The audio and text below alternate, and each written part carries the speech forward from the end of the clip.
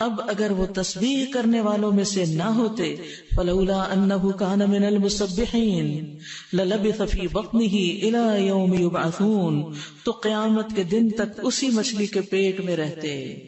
بہت بڑا سبق ہے اس میں. کیا کہ اس تسبیح کی وجہ سے وہ مچھلی کے پیٹ سے نکلے، مصیبت سے نجات پائی. کیا ہے تسبیح؟ لا الہ الا انت سبحانک انی کنت من الظالمین. ایک طرف اللہ کی پاکی بیان کی، دوسری طرف اپنی غلطی کا اعتراف کیا.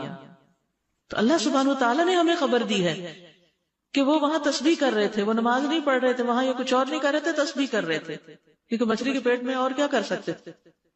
اور یہ تسبیح کرنا ہی ان کی نجات کا سبب بن گیا. تو یاد رکھیے، انسان کا نیک عمل اس کے کرنے والے کو اٹھا کھڑا کرتا ہے. خوشحالی میں کی ہوئی عبادت تکلیف میں کام آتی ہے. جیسے عام دنوں میں اگر آپ اچھی غذا کھاتے ہیں نا اور آپ کی امیونٹی اچھی ہو تو اول تو جراثیم اثر نہیں کرتے، اور اگر کوئی انفیکشن ہو بھی جائے تو آپ جلدی ریکور کر لیتے ہیں. ادروائز کیا ہوتا ہے، اسی لیے آپ دیکھیں کہ بڑھاپے میں ریکوری بہت لیٹ ہوتی ہے، کیونکہ طاقت نہیں ہوتی جسم کے اندر. جسم خود فائٹ کرتا ہے نا بیماریوں سے، تو کر نہیں پاتا. تو یونس علیہ السلام پہلے بھی نیک کام کرتے تھے، بیچ میں تھوڑی سی غلطی ہو گئی، اور جب مچھلی کے پیٹ میں گئے تو کہا اللہ میری غلطی، مجھ سے قصور ہوا. تو اللہ تعالیٰ نے ان کی سن لی.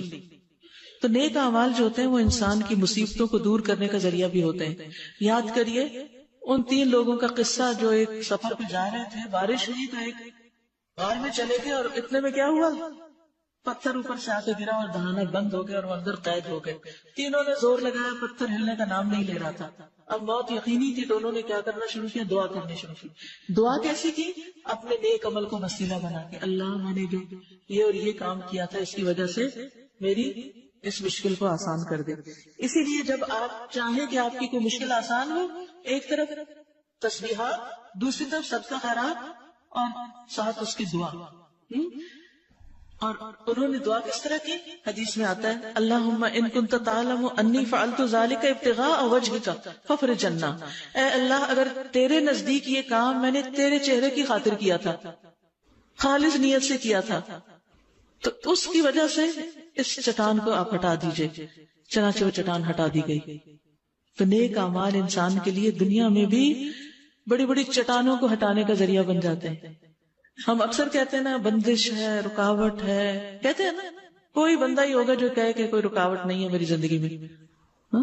کوئی کچھ بھی نہیں کر سکتا، آپ ٹھیک ہو جائیں.